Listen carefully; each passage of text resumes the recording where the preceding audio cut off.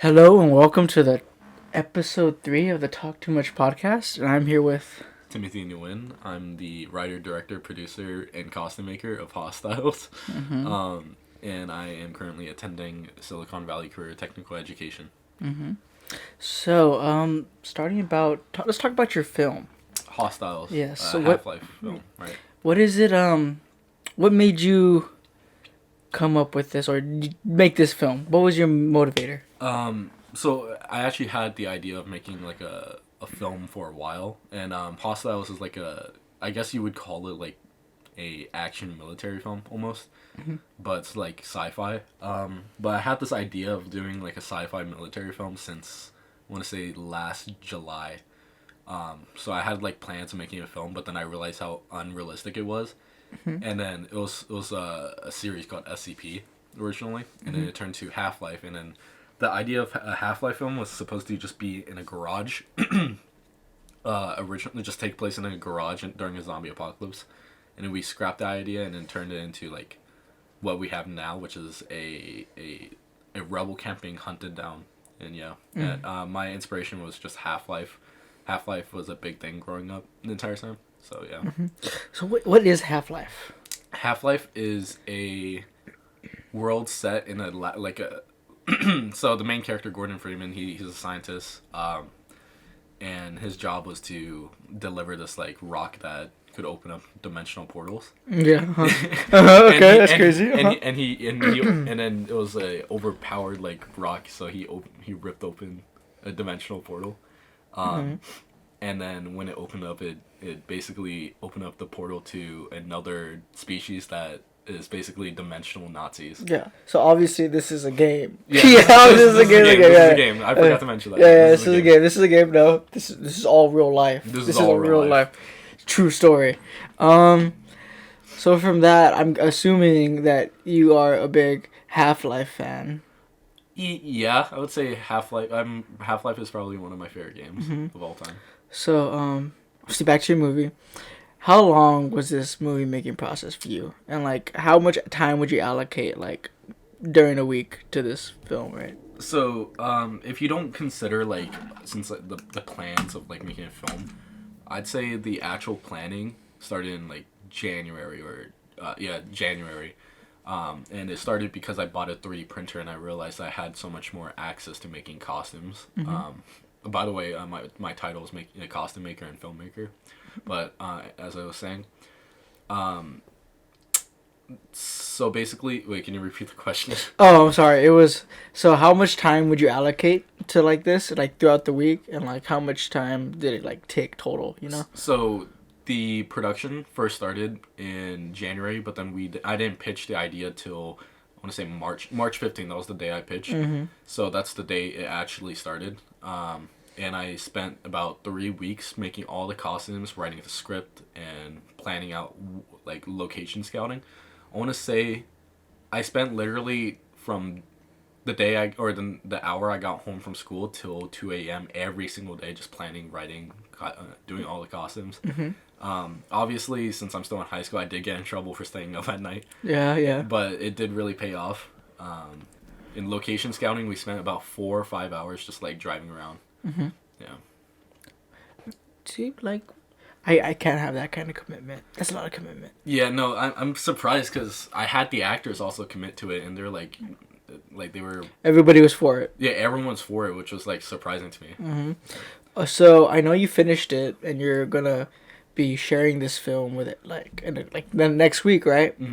So from that, let me see what I was gonna say. From that, are you happy with your product? I'm very satisfied with my product for being my first film, and showing it to a YouTuber I looked up to. He goes by Ned Figglehorn. His name is Christian Jones. He actually helped during the production of this by just being like I guess an advisor, just like watching over like some tips here and there.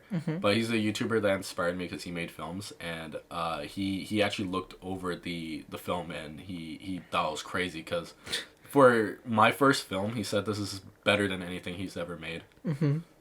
And hearing that, would that motivate you and make you think that, like, you could do so much more, even if like, especially since this is your first film. Is that like a big motivator hearing that from someone you looked up to? Yeah, that's like one of the biggest motive. That's like, I want to say that moment when he said that this is like better than anything that he's ever made, kind of like was a awakening. Like I could do so much better than this, because I do realize I did make mistakes during this film, which I could fix, and that's why I made it, because you can make a better film next time.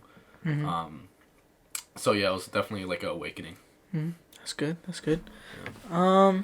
So jumping off of that, this is what you want to do, like, in your future, right? Like, following high school and a couple, maybe whatever you do after education wise, but this is what you want to do for, like, a career, right?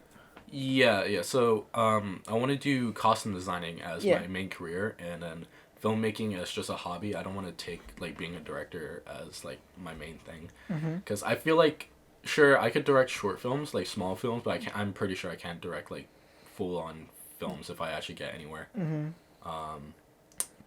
But I do plan on going into costumes, and with my education, I don't think I need. As of now, I don't really plan on going to college or anything. Yeah. If at most maybe just like a 2-year degree, or certification. But yeah.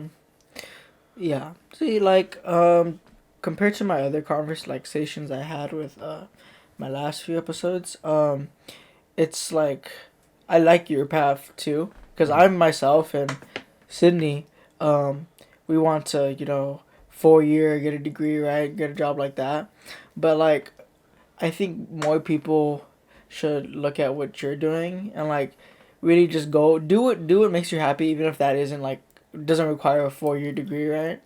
And like I really like just that self-motivation that I see that you have is just really like, I guess I want to say motivating to me, but like it's like I would say impressive, because I don't know how I don't think I would ever be able to do that. It's definitely something that I want to say I worked on over time. It's like like you have to kind of push yourself to do it. Yeah. Which I did, and like there's days where I'm gonna like during like I want to say the first day that we started filming, I woke up and I'm like, dude, I can't do this, and we did it, and it actually was very like I want to say once you actually get into the train, it just goes. Yeah, it keeps going, right? Yeah. Just building that like rhythm, that routine. Yeah. Yeah, I get what you're saying. So let me see. So your film. I'm sorry. I'm trying to remember what I was gonna say. Should I just give some details about like the film itself? Yeah, you should give that. That's kind of what I was going for. But yeah. So the film itself, I'm not just the only writer. I have my friend Lucas Sen, who also written the script. I was the one that wrote like the basic plot, and then he refined it and then made it like really nice. I had 3 rebel actors and 2 actors. There was an actor that I had. He drove 2 hours from Sacramento down just to do this, and he did that for 2 days. And then he's coming down on the film festival this Friday, May 26th, just to watch it. So from kind of jumping back to like something else that I just remembered I was gonna ask you.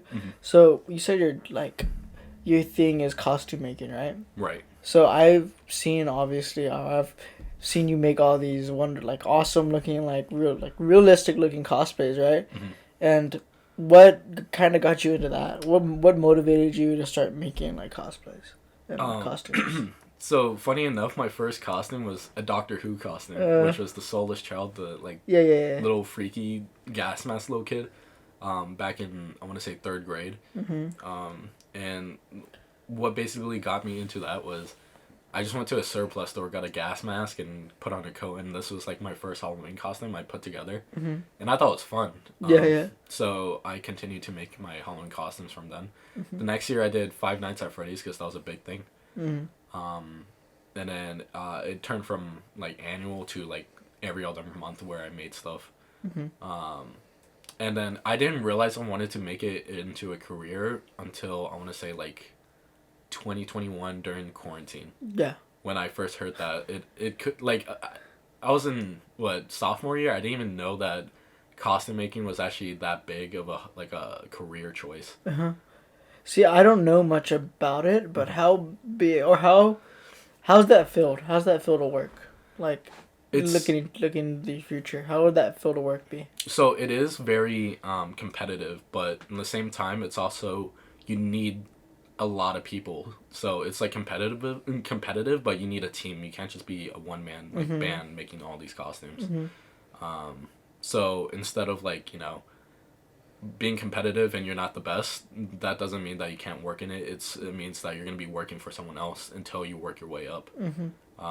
But it is kind of a hard process because like I said, they don't look at your college degrees and stuff. They look at what you can do, such as like a portfolio filled with like stuff you've done already. Yeah. So kind of going back but staying here, so with all your work that you've done, obviously I've seen it, and like progressively throughout time it gets more detailed and just better. Even with the costumes that you created for your film, I was pretty I wouldn't say impressed because I know you could do this stuff, but it was just like, wow, this is like really good, right? Yeah. So like, do you feel like there's still so much room for like growth from there, or like you're just like you're keeping track of this stuff, right? Yeah. Like your costumes throughout time. So you think showing that improvement will help you in the future, like how you've grown in the field, right? Yeah. So I feel like what you said. I do think I'm still gonna improve. Like what I'm doing right now is not gonna be my best work. Such as my Doc Ock, if you remember that, people thought that was crazy, but I'm looking at it and I see like, oh, this is like one of my most simple costumes because it cost me $300 to make. Yeah. That's one of the cheapest costumes I made, and it's super under detailed if you actually like look at the real deal. So I do believe I can improve, but keeping track on my old progress, it's like you do have to look back to self-reflect and see what like you could have done better.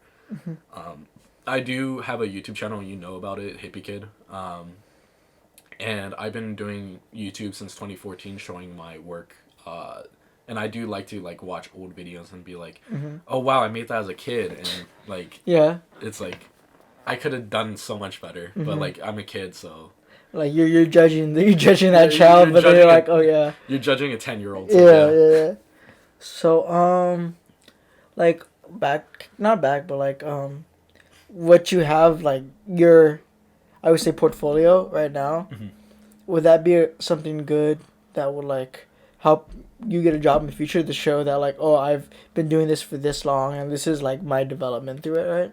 I have a website right now. I just created it for, it's a requirement for, like, film and SVCT, but, I feel like what I have right now may get me a smaller job in a short film, but right now I think I want to aim for A24 because it is like a smaller like company, like short like small filmmakers, I guess you would call, but like short budgeted and stuff. I feel like it's realistic that I can aim for that in a few years from now.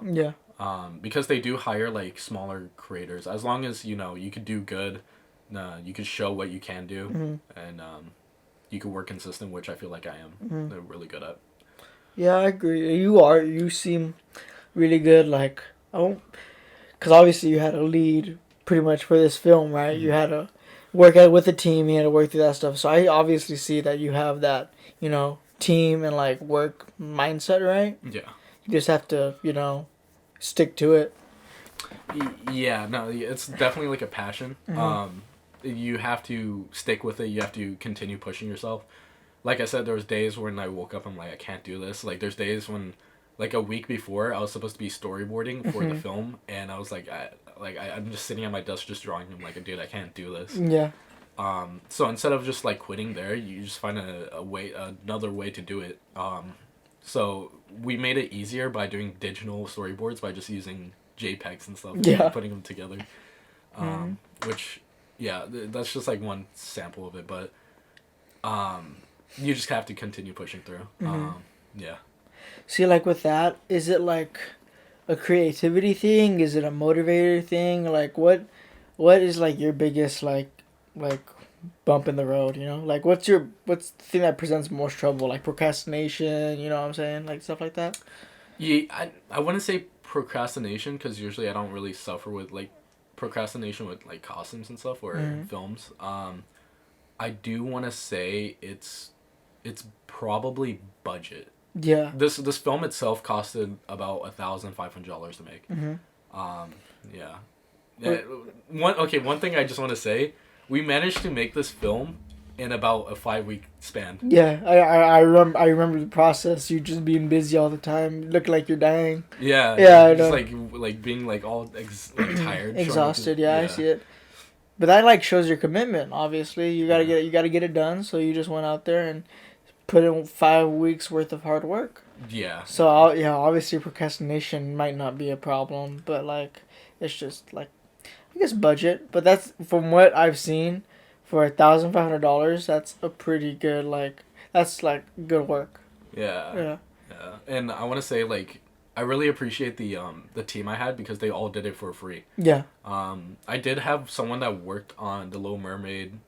He worked on Transformers and Fast and Furious. His name is in the credits, I think, of Fast and Furious. But he did the visual effects for my film. So and he did it for free, and just because he was my friend. So yeah, It's not no Michael Bay level stuff. It's not Michael it's Bay not level. Michael Bay level, but it's crazy. for your first film, yeah. It's pretty crazy. Yeah, I see. So kind of sucks I'm not gonna be able to be there, but Yeah. I don't know. But pirate it. Pirate your free it's gonna be on YouTube. Okay. So kind of jumping away from the movie a little bit, but like sticking like to school, SVCTE. How is that compared to like all your other years at like school and stuff? Like how has like learning there differ from like your average high school experience? So Silicon Valley Career Technical Education, or SVCTE, they get more hands-on with equipment rather than just like showing it on a projector and like talking about it. They actually own the equipment. They have like very expensive equipment, cameras, boom mics, dollies, all the like camera gear you could think of, and they actually let you like mess with it and stuff. They let you take it out for your own films, which if you're a student there, but like for being able to just rent out a camera for like a $5,000 camera just to go shoot like a first film is pretty insane to me. It's basically a college course class. They do teach it like college, so yes, you will be sitting there taking notes from a projector, but after you do all the notes and stuff, you're going to be in another room using what you just learned. You have to take some exams in order to actually take the equipment out, but the film, they do, the school does motivate you to become creative and make your own films. And that's something I feel like other high schools kind of struggle with, because they teach you it and then they're like, okay, that's what you learn. You know what a Dutch shot is, but they don't tell you to go outside and and apply that information, right? Yeah. See, like I know you're more of a hands-on learner, right? Yeah. So this program obviously has helped you better than normal school, because it's been more hands-on, and I can see you have a lot more fun with it than normal school. Yeah. Because it's like it's what you like, right? Obviously. Yeah. So like, is that like how you wish all like your education was like, or is it like you appreciate your other education but you really like how you're being taught right now? So I think it should be separated from like SVCT. Like I'm glad SVCT is like different from how I learned, because I feel like if everything that I learned is taught that way, then I would have been like bored of it. Yeah. Like it's like college basically, where you're just sitting there the entire time, just like. I feel like since I am a hands-on learner, I'm still okay with the regular school. I can handle regular school. I do struggle. I will say I'm not the best kid. Yeah. Like I get like C's, B's, sometimes D's and stuff. But currently I've been getting better. But no, I don't think getting hands-on with English or history would be good for me. Yeah. Okay.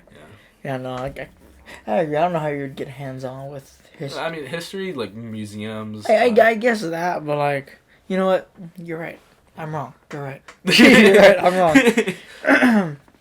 So, like you said, this is gonna be like some of your last like years of like pursuing education, right? Like, because then you're saying you might do like an associate's in college, right? Yeah. But other than that, is this like you're perfectly fine with like how you're ending this part of like your educational journey, right? I think I'm very satisfied with how my education went. Like I said to myself, I just need a high school diploma. Yeah. And the certification. So SVCT does give you a certification, Mm-hmm. and I feel like I'm very satisfied with all the work I've done building up since 2014. As a 9-year-old kid. Yeah. I have a portfolio. I have a website. I have my first film. I think that's enough to say, hey, look at me. I could do what Hollywood could do, but I'm a one-man band. So yeah. Just give me a team. Just give me a team and I could do it. Yeah, yeah, I get you. With that, like, do you wish you did better academically? Like looking back at it, like in school, or do you just like looking back now? You're like, it is what it is. That's not what I like was looking for. I think what you just said, it is what it is. I think that's literally like my thought about it. I will say, I'll openly like say I did fail like every single class in sophomore year when quarantine happened. And I had to make up for it like during junior year, and I'm still making up for it. And like I'm passing all my classes now, but like if I didn't pass one class, I would not walk the stage. But at least I got my diploma. Yeah. At least like the reason why I failed sophomore year was because I feel like I concentrated all my work into just like building my skills up, and like I didn't like it's quarantine, like I'm at home constantly. So if I feel like if quarantine didn't happen, I wouldn't have built up what I have now. Yeah, that's a lot of what like. I guess that's a lot of what quarantine did so much for like people, right? Yeah. Like talking like in the other episode, like quarantine kind of messed us up academically because like we want to pursue like further education, right? Yeah. But like that messed us up like I guess like going straight to a 4 year, right, for us. But I think that opened a new path, obviously, like made us think more, right? Yeah. But obviously for you it was just more development, right? It was development, my own skill, passion. I did isolate myself for 18 months. I did not talk to anyone for 18 months. It's like really it was insanity. I did like coming back from quarantine, like junior year. I'm not sure if you remember how it was at the beginning. I was very socially awkward. Yeah, Couldn't talk at all. So yeah. I feel like that was a lot of people though, depending on how you spent your quarantine. Like for me, it was awkward too, but like I really pushed myself to try to be a social butterfly. Yeah. And it was like I was a lot more talkative, right? And some people noticed it, but like honestly, it was just getting used to it again. It was just really took some time. But yeah, I don't like I never really talked to you about like this kind of stuff. That's why it's like interesting. Like just career stuff? Yeah, just career stuff, right? Like and especially in school cuz like I've never like been much of a studious individual myself. Yeah, yeah. And like now I think about it, like I regret how I spent my years in high school because I wish I was, really like into it, right? Like really like I really I put myself into it and push myself to do what I wanted to do, right? Oh, like I didn't see myself. I didn't know what I wanted to do up until like this past school year, right? So it was just hard for me to find that motivator to do good because I didn't know what I wanted to do. Honestly, I think at the beginning of senior year, I didn't know what I wanted to do. Like I said, I wanted to do film as a career, but because of high school, like I looked at academics because since I failed sophomore year and I was recovering, I didn't even know if I was gonna pass high school at the end of the year or this year, at the beginning of senior. So I was like I just kind of looked at myself as a failure. I'm like, dude, I'm not gonna pass high school. What am I gonna do? I didn't really know if I was gonna get anywhere. But I think it was up until I made the beginning of the filmmaking process that's when I realized I could do it. Yeah. No, yeah, I get you. Like it's just coming out from like a whole kinda. It's like it's different for everybody. Like they have that realization that, oh, I want to do this, and a lot of people it's like, I want to say too late, but it's just like later on, so they're not prepared for whatever, right? And like I like with you because it's like a passion, and it's something that you've been doing, so you know, like, you don't have to. You obviously develop that skill, obviously, like, as time goes along, because there's always room for improvement. But you already have that skill that you've been doing prior, right? Obviously, so Right. this is just gonna like feed into what you want to do, right? Yeah. With me, like, I want to be freaking a freaking engineer, right? Yeah. Yeah. So, and I messed myself up, right? Because I didn't like push myself hard enough because I didn't know if that's what I wanted to do before. Because I would always, my parents would tell me, oh, you'd be like, you should do engineering, you try this, right? But I never Never thought about it. push myself academically to the point where I could see myself as an engineer. Until this year, where like, oh, I would like really like to be an engineer because that's like doing stuff that I like to do and I like hard like technology and stuff. So that's like what I want to do. But now looking at it, I have a lot of work ahead of me, Mm-hmm. and it's like no social life, none of this. Right? It's gonna be hard, right? Mm-hmm. And it would have been like that if I like wasn't if I was um like focused in school, but like it wouldn't be as I want to say bad as I see myself having to go through for the next years because math for me was like the biggest thing because I've never had like honestly a good teacher in high school. Oh, I failed math. Yeah, so I didn't like so beginning of this year I didn't take a math because I didn't know what I wanted to do. Yeah. And then later on I realized I should have taken a math even if I don't want to. It would have helped me. Math more. Yeah, and I should have put like it was not even just the teachers because they were not the best teachers, but it was just like me myself. I could have probably pushed through that, right, and like taught myself because that's entirely like a possibility, right? Yeah, yeah. But now looking at it, like I just gotta do better for myself in the future. Are you gonna do a lot more during college, like? Oh, I have to do academic. A lot more. I want to, right, and I may because I've been doing dual enrollment stuff. Yeah. Since like freshman year before freshman year, so I have like a bunch of credits, right? And I always joked about with other people that I have a better college GPA than high school GPA. Yeah. Which I do, but then like later, like last year, I kind of like messed up a little bit too, cause like I took classes during the same time as like actual school. Yeah. So then like I kind of messed with my GPA a little bit. You couldn't balance it. So yeah, I messed up the balance there, right? So now I have to like really focus up on this stuff because this is what I want to do. And like especially with engineering, it's a competitive. I remember you talking about it over the summer. Yeah. Like we're walking. I remember we were walking on the college. On the hills part, and you were telling me that you were doing college classes. And because I never really researched about college, I didn't know that was a thing. Mm-hmm. But you said you were doing like, what, physical education for college? No, I was doing what was it? It was at the time I think it was the not ethics studies. It was what was it? Not kinesiology. It was I think it was paleontology. Oh, okay. And then it was what was it? Life management. Mm-hmm. And obviously, I didn't take much from that class because I still have to figure out how to manage my life. Oh, I had to take so one of the courses I had to take because I was recovering from like credit loss from sophomore year. Yeah. I had to do life management. It was pretty. I actually studied it. It was pretty. Yeah, it was good. Like it was good stuff, right? It was just like I just did it to just do it, Like I wasn't like trying like to learn anything. I would just like go through the motions, like how I would do like through high school, right? Yeah. And now I kind of regret that because like I probably needed to learn how to manage my life. Right. But I'm kind of glad I finally realized what I want to do. So now I have like a motivator of like where I want to see myself in the future. Do you think it's too late or? No, I don't think it's too late because like since I'm taking those classes, right? Yeah. I have a little bit of wiggle room to figure out what like to get myself in order. And I don't think it's like ever too late. It's just going to take a lot more time for me compared to a lot of other people. Or it might take less. It depends on like what I pursue, right? Mm-hmm.